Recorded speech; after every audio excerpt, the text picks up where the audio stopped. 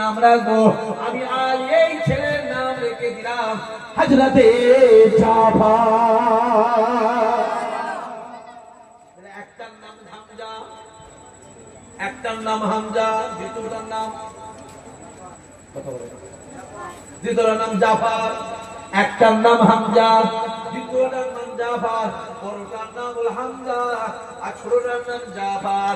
আল্লাহ নবী ফজরের নামাজটাকে পড়ে নিয়ে এক পা দুপা করে ফাতেমা হুজুরের বাড়িতে গেলে, এ ফাতেমা রে, এ আলী রে, এ আলী রে, এ ফাতেমা রে, তোমার বড় ছেলের নাম কে রেখেছে? ফাতেমা ডাক দিয়ে বললেন, আব্বা যান, আমি ফাতেমা, আমি আমার বড় ছেলের নাম রেখেছি, আমি ফাতেমা, আমি আমার বড় ছেলের নাম রেখেছি হযরতে হামজা।